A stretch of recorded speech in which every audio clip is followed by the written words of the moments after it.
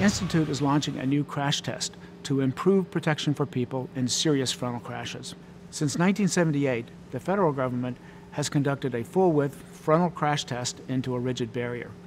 Since 1995, the Institute has conducted a moderate overlap frontal crash test into a deformable barrier.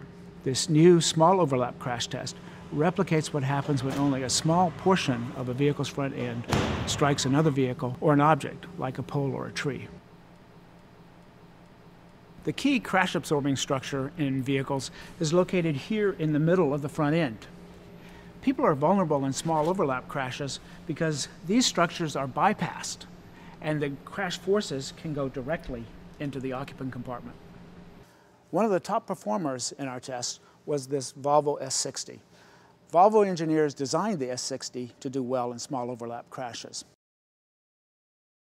We've taken the fender off of this other S60 to show you one of the things they did. You can see this upper frame rail that we've painted yellow has been tied back into the stiffer structure in the middle of the vehicle. In addition, Volvo beefed up the point of the occupant compartment where this rail attaches. They also added a steel cross member to further strengthen the occupant compartment. Drivers' heads and chests are particularly at risk in small overlap crashes because the steering wheel and the driver airbag can sometimes move out of position. In this Lincoln MKZ, the dummy's head didn't even touch the airbag. In addition, head injury risk is increased if the side curtain doesn't deploy, or it deploys, as was the case in this MKZ, but it doesn't come far enough forward to protect the head from hitting hard structure. The Lexus IS was one of the worst performers in this test.